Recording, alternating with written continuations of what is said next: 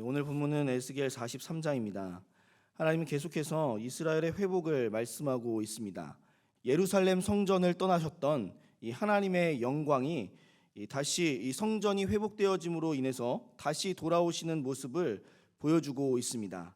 오늘 본문에서 하나님의 영광이 다시 예루살렘으로 돌아오심을 우리는 오늘 본문 3절과 4절 말씀을 통해 살펴볼 수가 있습니다. 3절로 4절 말씀을 보시면 여호와의 영광이 동문을 통하여 성전으로 들어가고 영이 나를 들어 데리고 안뜰에 들어가시기로 내가 보니 여호와의 영광이 성전에 가득하더라라고 말씀하고 있습니다. 하나님의 영광이, 다시 말하면 하나님의 임재가 지금 이 성전 가운데 가득하다라는 것을 말씀하고 있습니다. 우리는 에스겔서 8장에서부터 10장 말씀을 통해서 이 하나님의 임재가, 그리고 이 하나님의 영광이 이 하나님의 성전을 떠나셨다라는 것을 분명히 알고 있습니다. 그런데 이제 다시금 이 하나님의 영이, 이 하나님의 영광이, 하나님의 임재가 이 예루살렘 성전에 가득하다라는 것이죠. 그것은 이 예루살렘 성전이 거룩한 성전으로 회복되어졌기 때문에 그렇다라는 것입니다. 이제 다시는 하나님의 영광이 예루살렘을, 이스라엘을 떠나지 않겠다라고 말씀하고 있습니다. 내가 영원히 너희와 함께 하겠다라는 것을 분명하게 약속하고 있다라는 것이죠. 그러면서 동시에 우리가 해야 하는 것이 있음을 분명하게 말씀하고 있다라는 것이죠. 먼저 우리는 하나님의 영이 왜 예루살렘 성전을 떠나셨는지를 알아야 합니다. 하나님의 영이, 하나님의 영광이 떠난 궁극적인 이유는 그들이 죄를 범함으로 인해서 하나님의 거룩하신 이름을 더럽혔기 때문이다라고 분명하게 말씀하고 있다라는 것이죠. 오늘 보면 7절과 8절의 말씀에서 두 번이나 강조하고 있는 것은 하나님의 이름을 거룩하게 하였다라는 말씀입니다. 7절 마지막 절을 보시면 이렇게 말씀하고 있는데요, 다시는 내 거룩한 이름을 더럽히지 아니하리라 라고 말씀하고 있고, 8절 마지막 절에도 내 거룩한 이름을 더럽혔으므로 내가 노하여 멸망시켰거니와 라고 말씀하고 있습니다. 그리고 이 하나님의 이름을 더럽힌 구체적인 모습을 오늘 본문 9절에서 자세하게 말씀하고 있습니다. 이제는 그들이 그 음란과 그 왕들의 시체를 내게서 멀리 제거하여 버려야 할 것이라. 그리하면 내가 그들 가운데서 영원히 살리라 라고 말씀하고 있다는 것이죠. 하나님의 거룩한 이름을 더럽힌 행위가 무엇입니까? 그것은 이스라엘의 음란함이었다라는 것이죠.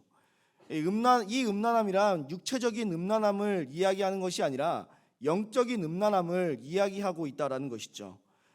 이스라엘 백성들과 하나님의 관계는 신랑과 신부의 관계, 즉 혼인 관계였다라는 것을 우리는 생각해 볼 수 있어야 합니다. 그들은 하나님을 향한 온전한 사랑을, 그리고 그 온전한 믿음으로 살아가야 했었다는 것이죠. 그런데 사랑하는 하나님을 떠나 다른 나라를 섬겼다라는 것을 우리는 살펴볼 수 있다는 것이죠. 하나님을 의지하며 신뢰하며 나아간 것이 아니라 다른 강대국들을 의지하며 자신의 목숨을 보존하려고 하였던 이스라엘 백성들의 어리석음을 우리는 이 선지서의 말씀을 통해 계속해서 살펴볼 수 있다는 것이죠. 하나님만 온전히 믿어야 하는 이스라엘 백성들이 하나님이 아닌 바알을 섬기고 그 다른 우상들을 섬겼다라는 사실이 하나님을 온전히 사랑하지 못했던 이스라엘 백성들의 모습을 분명하게 보여주고 있다는 것이죠. 그래서 말씀하시는 것이 무엇입니까? 이 음란을 제거해야 한다라는 것이죠. 하나님을 떠나 하나님을 사랑하지 못하고 다른 것들을 사랑했던 그 모든 모습들을 버려야 한다라고 말씀하고 있습니다. 두 번째로 무엇을 버려야 한다라고 말씀하고 있을까요? 이 왕들의 시체를 버리라고 말씀하고 있습니다. 이 왕들의 시체를 버린다라는 것이 무엇을 의미하는 것일까요? 우리는 옛날에 이 어떤 위대한 왕들이 자신의 업적을 기리기 위해 특정한 기념비를 세우는 모습을 우리는 살펴볼 수 있었습니다.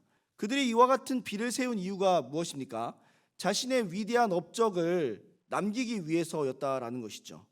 아마 왕들의 시체를 버리고라는 표현은 바로 이와 같은 행동을 성전에서 하였다라는 것이 아닐지를 생각해 보아야 된다는 것이죠. 일부 왕들이 자신의 업적을 자랑하듯이 하나님의 성전에 자신의 기념비를 세웠다라는 것이죠. 하나님의 성전은 어떠한 곳입니까? 하나님의 영광이 가득한 것이죠. 하나님의 이름만이 드러나야 하는 곳이죠.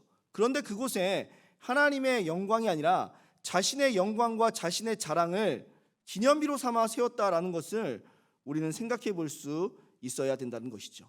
이것은 자연스럽게 우상화될 수 있는 것임을 생각해 볼 수 있어야 합니다. 하나님은 그와 같이 우상화한 왕들의 기념비를 제거하라라고 말씀하고 있습니다. 그렇습니다. 우리가 이 땅 가운데 살아갈 수 있는 이유는 우리의 능력이 탁월해서가 아니라 어디까지나 하나님께서 우리에게 주신 능력으로 기인한 것임을 우리는 생각해 볼 수 있어야 합니다. 그렇기 때문에 우리는 자랑할 것도 없고 우리는 내세울 것도 없습니다. 오직 자랑을 받으셔야 할 분은 하나님밖에 없다는 사실을 기억해야 한다는 것이죠. 그런데 지금 성전에서 자신을 자랑하고 자신의 이름이 영광을 받아야 된다는 것을 나타나고 있다라는 것이죠. 그래서 이와 같은 그 왕들의 시체, 즉 왕들의 기념비를 제거하여 버려라라고 말씀하고 있다는 것이죠. 두 번째로 해야 되는 것은 무엇일까요? 그것은 하나님의 규례와 율례와 법도를 온전히 지킴을 통해서 우리의 거룩함을 나타내라라는 것입니다. 오늘 보면 11절로 12절에 있는 말씀을 통해서 우리는 그 사실을 확인해 볼 수 있다는 것이죠. 11절로 12절 말씀 보시면 만일 그들이 자기들이 행한 모든 일을 부끄러워하거든 너는 이 성전의 모든 제도와 구조와 구 출입하는 곳과 그 모든 형상을 보이며 또 그 모든 규례와 그 모든 법도와 그 모든 율례를 알게 하고 그 목전에 그것을 써서 그들로 그 모든 법도와 그 모든 규례를 지켜 행하게 하라. 성전의 법은 이러하니라. 산 꼭대기 지점의 주인은 지극히 거룩하리라. 성전의 법은 이러하니라 라고 말씀하고 있다는 것이죠. 성전의 법이 이러하다라는 것은 무엇을 말씀하고 있습니까? 우리가 거룩한 삶을 살아갈 수 있는 유일한 방법이 이 성전의 법 말고는 없다라는 것을 분명하게 말씀하고 있다는 것이죠. 그렇습니다. 이스라엘 백성들이 이제 하나님의 사람들로 온전히 회복되었다면 이제는 그 온전히 회복된 모습을 삶 가운데 나타나는 삶을 살아가야 한다는 것이죠. 그러기 위해 필요한 것은 무엇입니까? 자신의 거룩을 지켜야 한다는 것이죠. 그리고 그 거룩을 지키기 위해 하나님의 법도와 율례와 규례를 지키며 살아가야 한다라는 것을 분명히 말씀하고 있다라는 것이죠. 우리의 거룩함을 나타낼 수 있는 비결이 무엇일까요? 그것은 우리 역시도 하나님의 규례와 율례와 법도를 우리의 삶 가운데 나타내는 것 말고는 없음을 우리는 기억할 수 있어야 한다는 것이죠.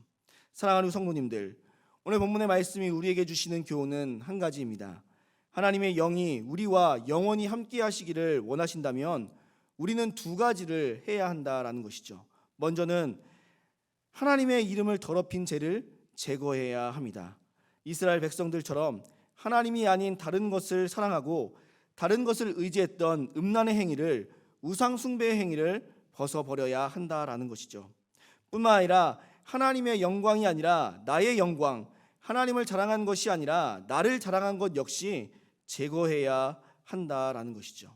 그리고 이 부끄러운 죄를 제거하였다면 이제는 하나님의 거룩함을 유지하기 위해 하나님의 규례와 법도와 율례를 지켜야 한다라는 것입니다.